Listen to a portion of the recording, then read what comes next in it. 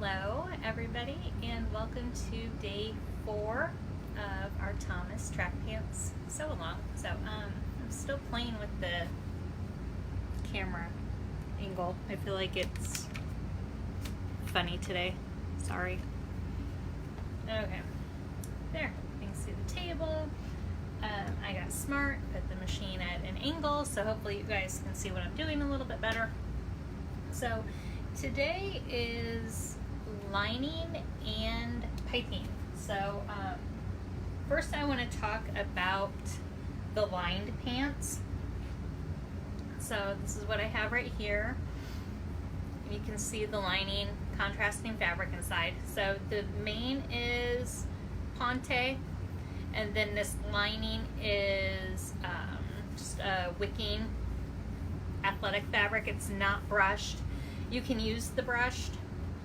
I'll actually be using brushed athletic fabric in the demo, but with the pant, with my kid, he would be burning up between the two. So I went with the athletic wicking material, and I adore this combination. Like, this feels like high-end athletic wear. Like, no joke, I'm pretty jealous right now. So you can see the lining is cotton hem.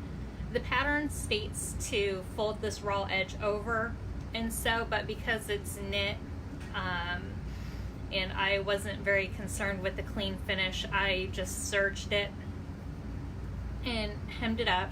So the lining is caught there nicely, and then the lining is caught up in this top waistband, so nothing twists or gets funky. You can do pockets. I did not. I just kept it a quick sew. Hey Pat, and Jen's watching. Pat, we talked about that. Remember that black fabric that I'm using today, and I had that.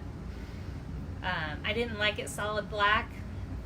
I was going to just top stitch down that serge side for like a fake reverse cover stitch, and I flipped it over and had gray thread for the bobbin, and totally loved the contrasting top stitching.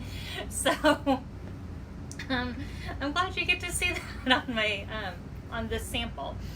So when I turn these inside out,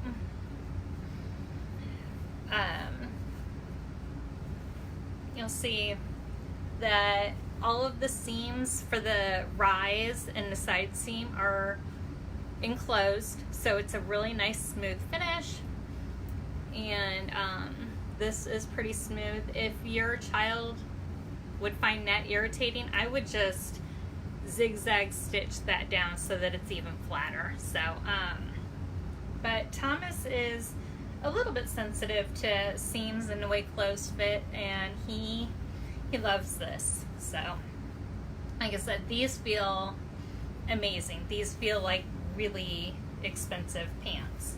So he's going to be a very happy kid when he gets home today with these. So yeah, that's what we're going to do first. We're going to do these lined pants. So like I said, this is pant and athletic wicking fabric. For what you see on the blog, they're kind of heavy too. For this demo, I have black board shorts fabric, and there's that contrasting top stitch that I ended up going with. So board short fabric for my main, and it kind of gives that swishy, you can hear it, that traditional athletic fabric. So kind of that, but they almost sometimes feel like nylon. So I've already serged the waistband in, as you can see, and then this is, oh, I forgot to trim these down. Let me get these out of the way real quick. So this is the heavyweight brushed athletic fabric from Serge. It's beautiful. It's amazing. They're upside down. Oh, sorry. I heard somebody outside, and nobody should be out there. It's Jillian, Chris. We were both kind of on edge. So, brushed athletic fabric. I think it was 280 grams, but it's really nice. It's a beautiful weight, and yes, I'm like, your dad's on a call too. So, we're gonna go with board shorts fabric and this brushed heavyweight athletic fabric. You'll have two pairs of pants.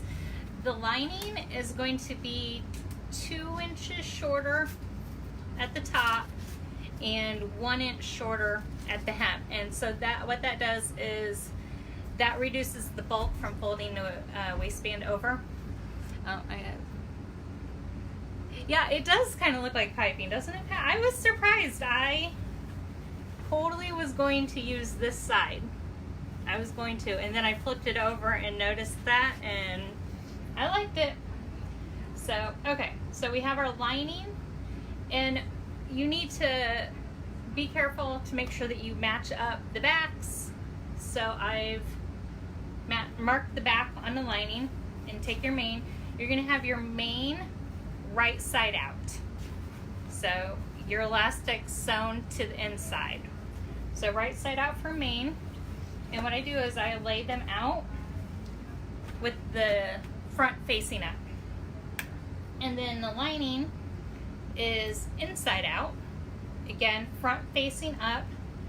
And to keep everything from twisting around, I start with one leg and put my hand in it. And then I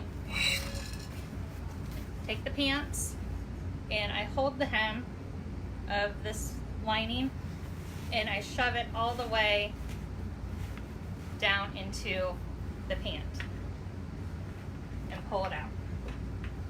And then I repeat for the other side. So take that, make sure the leg is not twisted, hold it, and then shove it down in.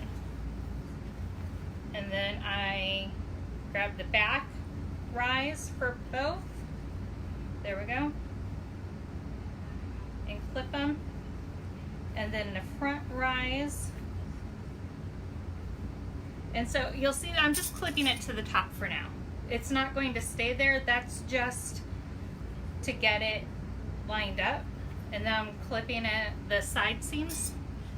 And so what this does is it makes sure that nothing's twisted, because I'll tell you, I've bought a pair of lined pants before and I didn't try them on before I purchased them, and they always felt funny. They just felt weird every time I wore them on one leg. And one day I turned them inside out and one leg of the lining was completely twisted, so the front of the lining was twisted and lined up with the back. So it just takes a few minutes to make sure everything's lined up right, and it's worth it.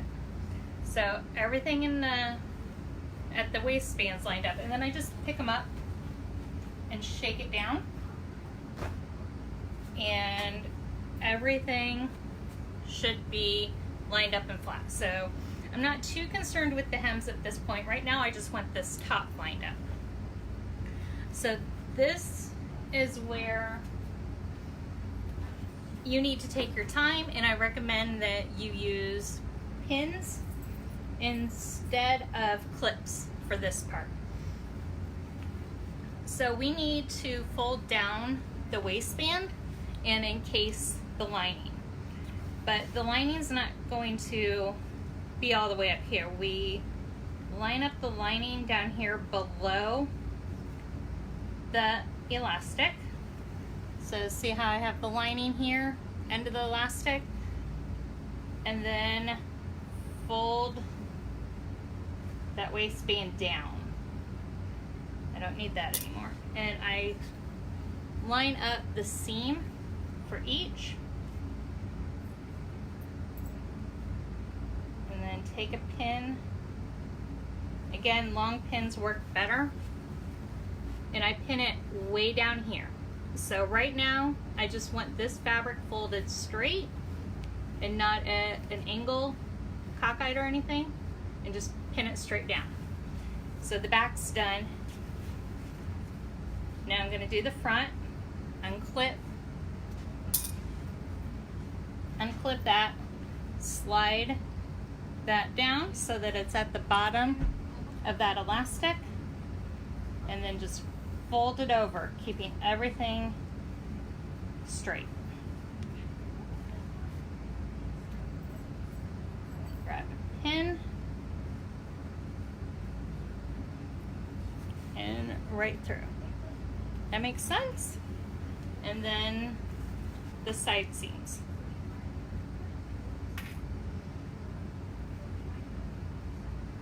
So again, I moved that down and just fold. Can you see that? And then just fold the elastic band straight down. Oh, there we go. I was lining up the top stitching and not the seam. And then, that's a shorter pin. And now the other side. And every time I twist, like unwrap it, I keep flinging the pant legs out so that they're not becoming a twisted mess. So there's this last one, slide it down to this bottom of the elastic and fold it over. And then pin. Okay, so I have 4 of them done right now. You can see them in there. I actually do 8 for this, so I'm not fighting like this big 6-inch spans here. I'm going to go about in the middle of them, and I kind of pull it straight so that my fabric is all nice and straight, and then just kind of walk my finger to it, and then I'll peek under. I can feel that it's not there. The lining wasn't up all the way, and then I'm just kind of working that fabric so that it is straight. And then, that was a really short pin. I don't know where that came from. And then pin it. So you can see it when it's straightened out, it lines up right. And then again, you can see where the lining is popped out. Usually if you just straighten it up, tighten it up like that, it will go right where it needs to. And then walk my fingers to the center and pin it. Just like that. Okay. So I'm just gonna keep going. Okay. There we go. Walk them over. I gotta do this one on the table. That one's fighting me to lay straight. I saw this gadget recently in one of the groups, and I don't remember what it was called, and I didn't search it out. I should have. They called it like a third hand, and it held the fabric tight at one end so that you could hold it tight at the other, and then you had that tension to run your seam ripper down that seam. There you go. Okay. It's like, that would almost be helpful now. Okay, so now you can see everything's lined up better, and I have a lot more control when I go to top stitch this waistband in place. So typically, and eventually we'll get there, we would want to top stitch right along the bottom edge of the elastic. We will do that, but when you have fabric that's really shifty, my hair is laying weird and it's distracting. Sometimes it's easier to do our first pass up here when we sew our waistband. So I'm going to go ahead and sew it up at the top first. Now again, I don't have a long arm, so I do have to pull my track pants, sorry, words, inside out so that I can go along the waistband. You can top stitch or you can sew it with the inside out. That's going to be pretty inside. I like the contrast. Okay, so can we see? All right, I tend to start in the back because then it's hidden if it's not a beautiful start and finish. And so you can see that my pins are on the inside. If you pinned inside like that, I find I have more control in getting the elastic to lay flat. Really, really, really watch for your pins because you do not want to sew over them. So I'm going to remove that first one. Get everything situated. And I'm going to top stitch 1/2 inch from that folded edge of the waistband.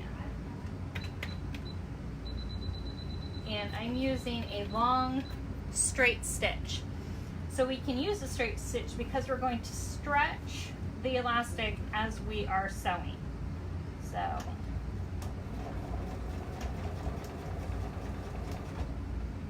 alright, come to the pin.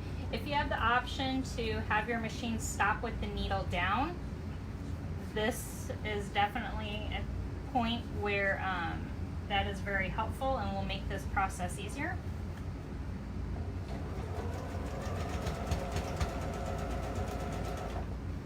Yeah, I shifted over to 5/8. That's okay. Alright, and just pull your elastic straight. Can you see that? Pulling that straight, and then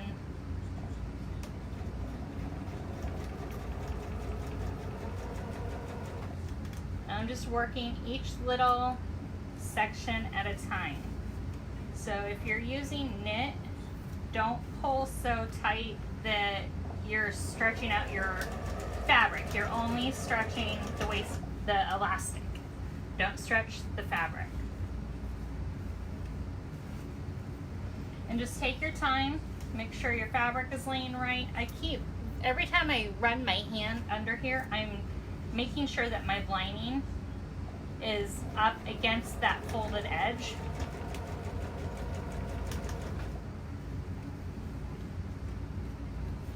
You want it up there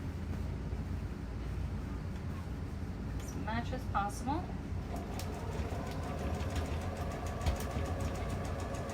If your fabric shifts on you and you tend to get a little pucker here or there, it is not that big of a deal. The crinkling effect of the waistband will hide that. So don't worry about it too much if that happens.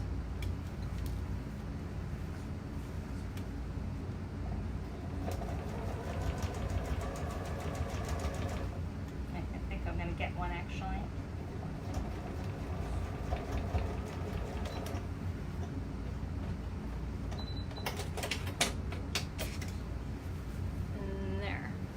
Look, I remember to use contrast.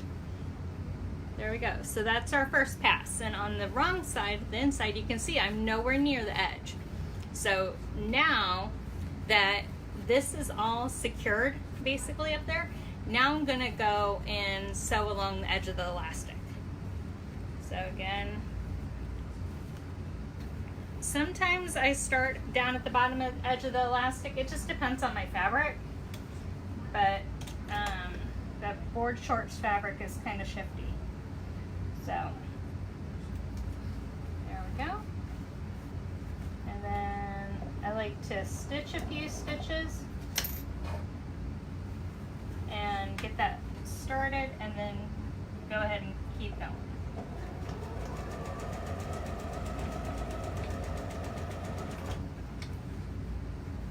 And then again, just work in sections. I know we removed our pins.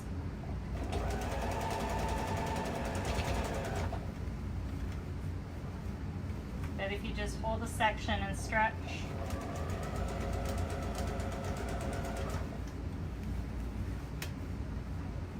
okay. Let's see if I can hold it this way so you guys can see.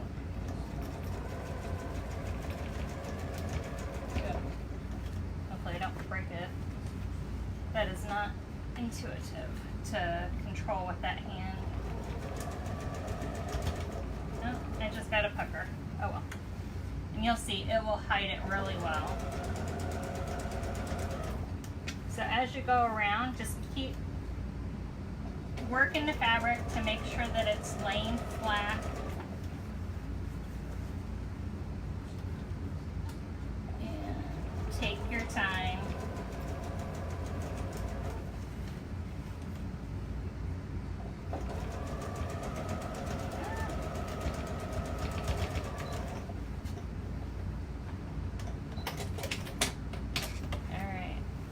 rushed, and I did get several puckers in there. There's one right there, but you can't, unless it's stretched straight, you can't see it. So your fingers are definitely, whenever you're sewing, to get that feel for everything. I have a see more option, but I can't click it to see more. Yes, definitely I feel for everything. I feel for the edge of that elastic. You can feel for that. I'm always running my hands under to make sure I didn't catch anything that I didn't intend to. So you can stop here if you want, or what I'm going to do is I'm going to run one more row of top stitching right in the middle. And this is generally the easiest one to do because everything has been, that's the side seam. I don't want to start on the side seam. Everything has, there we go, been secured.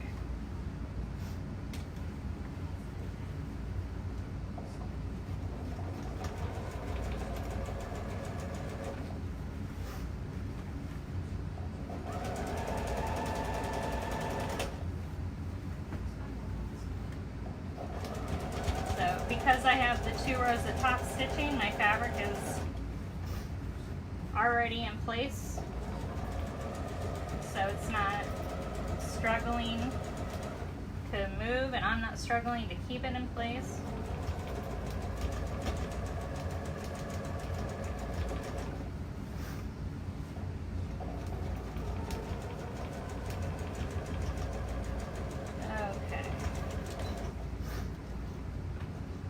I did go fast, so it's a little wavy, wonky, uneven at points, but Thomas always has his shirt untucked, so yeah, there, you can see that, and then this is what it looks like on the inside. So now, I think I forgot to shorten the hem of my lining. It looks like it, but that's okay. I might do something with that later. So for the hem, I suggest that you get the lining out of the way. Fold your main under for your hem allowance. If you're not folding it under 1/4 of an inch and then folding over an inch, go ahead and you can either have them 1/4 inch longer than designed, or trim 1/4 inch off when you serge the raw edge, or just trim 1/4 inch off, whatever. It's very flexible. So I am just folding under an inch and then press.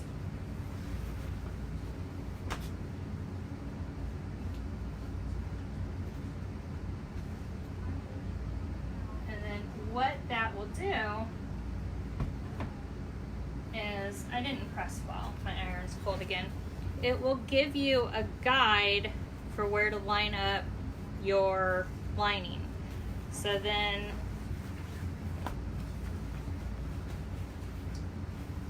pull your lining down, make sure that it is straight, and run your hand up the pants and feel to make sure that everything is straight, and then line. So if I can get this where you guys can see. Oh, there they are. I lost my bowl.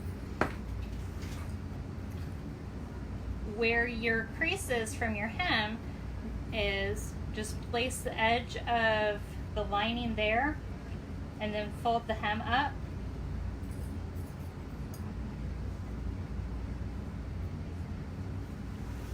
And then pin in place. So your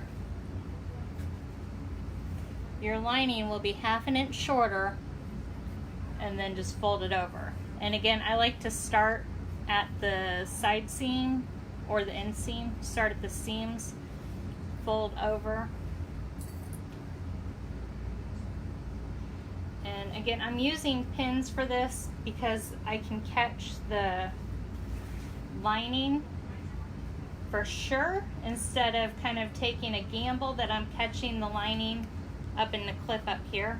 So when I pin through the hem, I know I'm getting that. and then just top stitch all the way around. So, but my lining is long, I think. I don't think I trimmed it. So I'm not going to top stitch that for now. But that's how that would be. And there's the inside. They're all lined beautifully, just like the other ones. You would just hem both legs and be done. But I think because I forgot to do that, I think I might actually play with the hem and maybe roll them so that there's an accent. I think I might end up doing that. I'm gonna look at them closer and see if that works. So kind of play with it a little bit and I'll report back to you guys. So those are the line track pants. And you can do this with the pockets too. If you have the pockets, the pocket will just sit between the lining and the main fabric. So on the inside you would never see the pockets. So, okay, piping. Alright, just wedge. Okay, so this is the piping detail. So, and this is the charcoal pante. I am in love with this pante from Serge, you guys. So the piping is, I'm gonna grab a drink, excuse me real quick. Okay, get some water. It is just bias tape that has a bit of cording sewn into it. And this one I can't pull it free. I'm trying to pull that free. Man, maybe it wasn't me earlier when I couldn't do that. Alright, so so inside this bias tape there's just this cording. And so they just take it and fold it around and then they run a stitch down, securing that cording in place, and that's what makes your piping. So when we sew piping, it's a lot easier to do if you use a zipper foot. So I'm going to switch that out on my machine.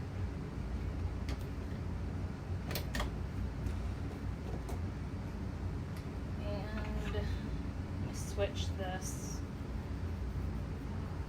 Okay, I'm getting rid of that dark thread.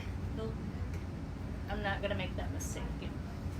Let's just go straight to cream. Well, no, I'm gonna, words are really hard today, you guys. Okay, I'm gonna go back to this gray and then you can see where the piping's attached. Okay, so it doesn't matter if you use the front or back piece, but you want to make sure that you're putting it on the right side of the fabric. And I'm pretty certain that this was marked for the back, but I just need to double check that. Okay. So to double check, I'm just lining it up so that I have two mirror images. Okay, that is the back.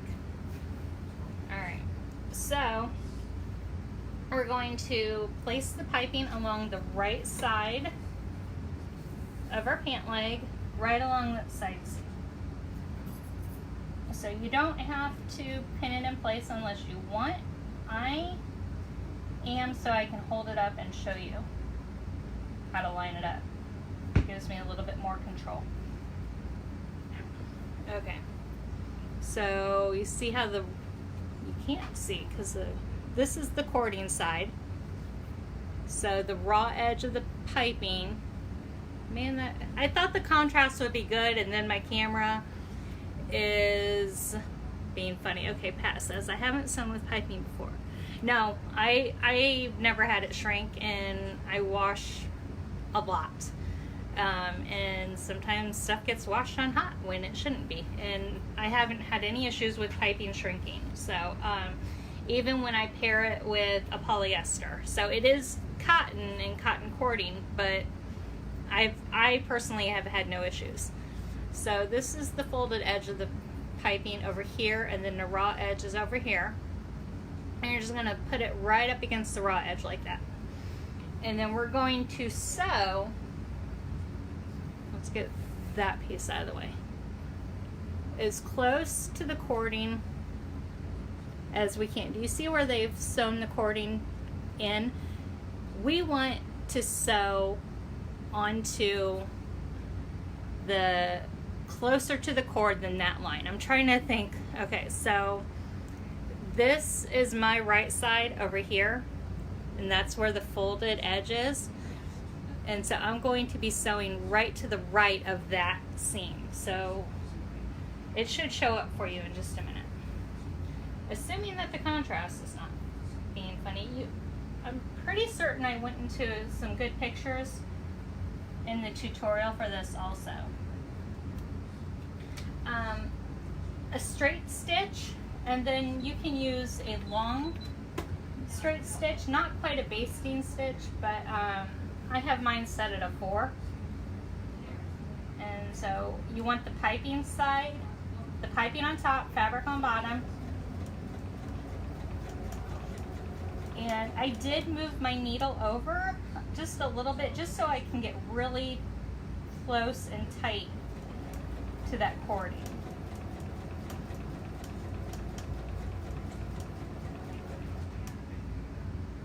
Just work your way down.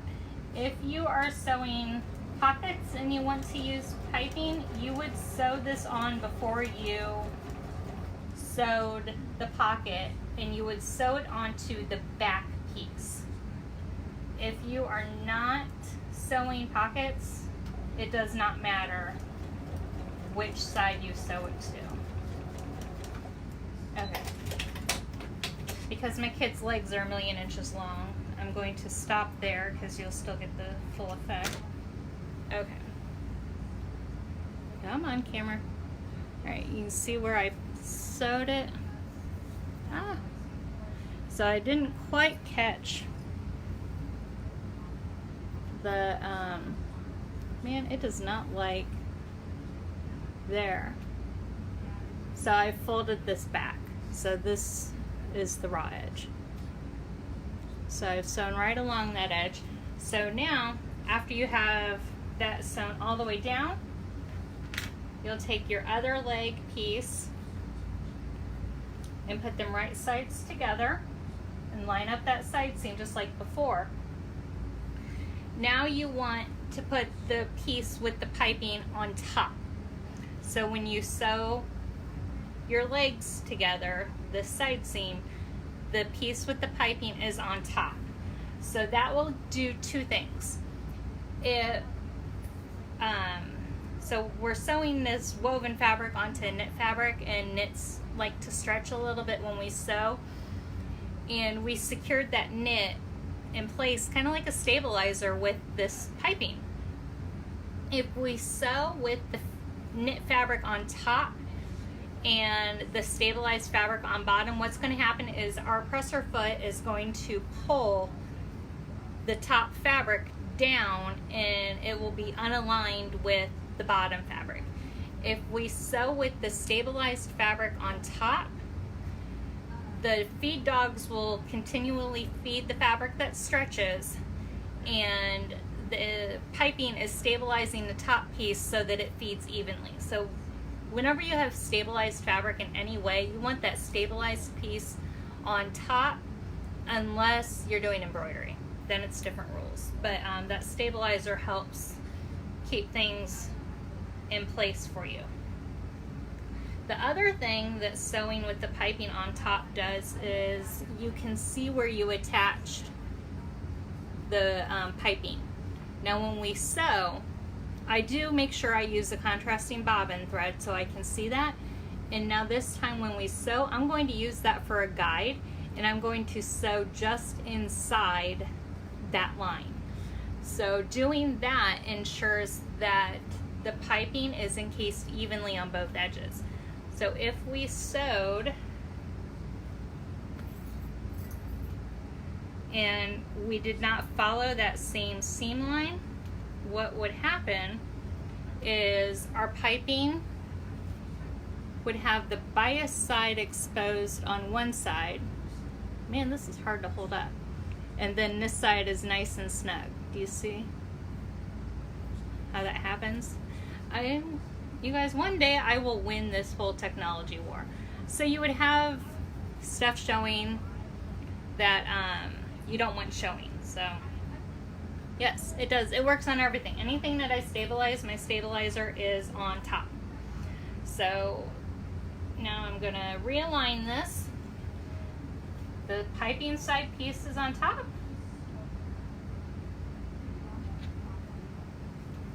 And I'm going to put it in. I am going to reduce my stitch length now. I do need a construction stitch, but I'm not going super short because it is a knit and the knits do feed differently. So like I'm at a 3, but it's really gonna end up being about the stitch length of a 2.5. And then I'm clicking my needle over to the left a couple more notches so that I'm really, really snug on that piping.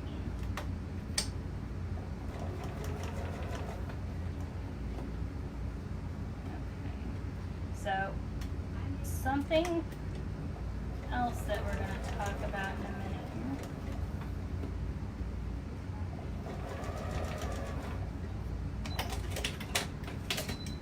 Alright, so let's see if it shows up. You can see I'm like right on top of that line. And then there you can see the piping is even on both sides. So what I'm having happen is a zipper foot is not really designed for keeping fabric in place very well. And so usually you sew with the zipper on top and that zipper tape is really stabilized. So what's happening is this flimsy little seam allowance keeps puckering up. If you have a serger, I would serge down that seam, but don't trim a seam allowance. So you can see this is where my piping's attached, and then I serge the seam together. That's going to keep everything from rolling and puckering around and everything. So actually it's really evident here. Maybe this will show up well. You can see my seam is sewn with a 3/8 seam allowance, and then I serged the edge without trimming. If you're constructing wovens, you should not construct with just a serger. You should have a straight stitch also. And it's not because sergers can't construct wovens. They can. You can serge down that row and it will hold two pieces of fabric together. But what happens is when you serge that edge, you've reduced the seam allowance to 1/4 of an inch. And a woven fabric is made differently than a knit fabric. A woven fabric, the threads are literally woven together, over, under, over, under.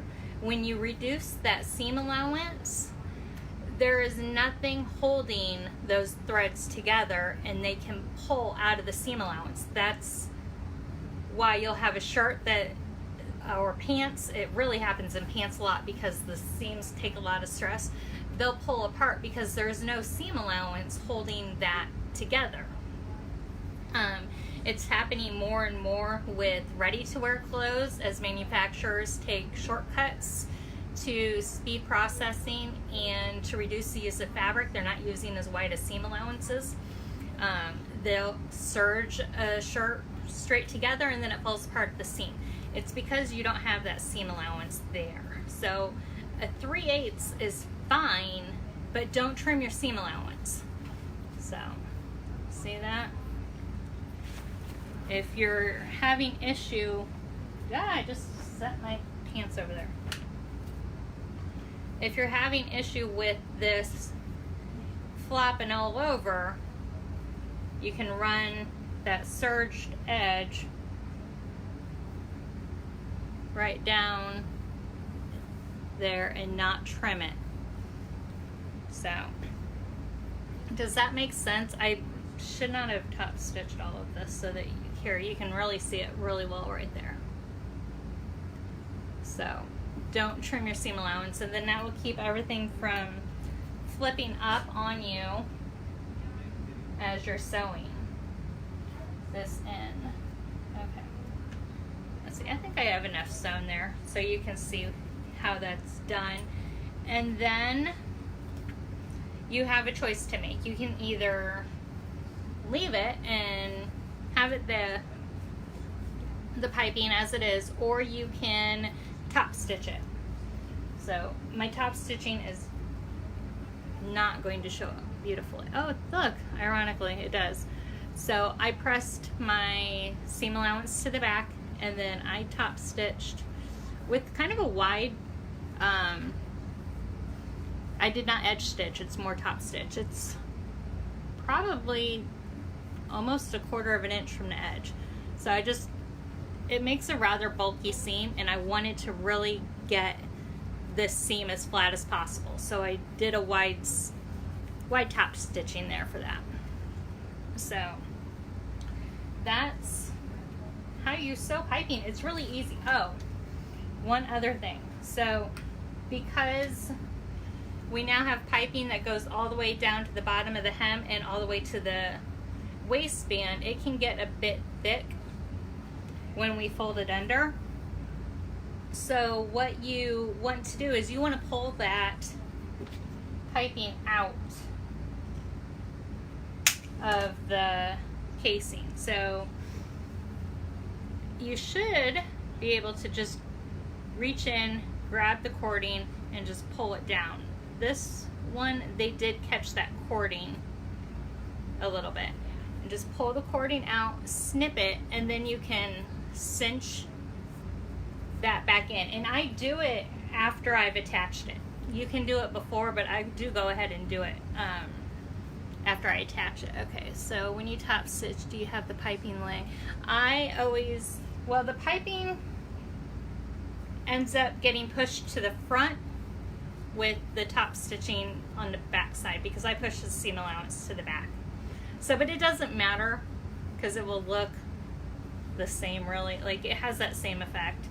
So, traditionally, seams get, well, these are jeans. Jeans are, the side seam is pushed to the front usually. Like most pants, they're pushed to the back. So yeah, the piping gets pushed to the front and the seam allowance is to the back. With the color block version, there is specific instructions for pushing that seam allowance to the body, I believe it is, to make that curve smoother. So, but just pull after you have that piping sewn in. I wasn't thinking, and I did it to both sides last night. Just reach in and pull it out as much as you can and trim it, and then you just pull this back up. So you reach in, clip the excess, and then even with this attached to fabric, you can pull it and it just works that edge back down in there, and then that will reduce the bulk. So you want to trim that out of there. Everything makes sense? That felt like jumbly to me, probably because I didn't finish attaching that piping, and then I went on about serging woven fabric. So, any other questions at all? How are you guys doing on your pants? What do we have? Thomas has 2 pairs of pajama pants, and this piping pair will be 3 2-lined pair, the solid colored color block pair, and then he'll have a gray color block pair. So he'll have, I lost count, 1, 2, 3, 4, 5 pairs of regular pants and 2 pairs of pajamas when this is all said and done. So, alright, well, if nobody has any questions or anything, I'm gonna wrap up today's. So tomorrow we'll be going over the zipper hem, and then we're done. And then you have the weekend to catch up, and then Monday I will draw a winner for our gift certificate. So the winner will receive a $50 Love Notions gift certificate and a $50 Surge Fabric Shop gift certificate. So any track pants sewn during the sew along are eligible for that. Oh, Crystal, you haven't started, but you have 3 different sizes cut out. For your older boys, you got the piping and zippers today, and going to... it does not let me see more. Sorry, Crystal. Is that what you've been cutting out all week? So, awesome. Well, Thomas and your guy, I don't want to say his name because I don't know. I like to respect people's privacy boundaries on that. So Thomas and H can go to school in their track pants. So I love seeing him come over in his Spirit shirt. Oh my gosh. So, okay guys, well, I will see you tomorrow, and we will finish up our track pants. So maybe we can bring fall weather in if we sew enough track pants. So, all right, thank you for joining me. Bye.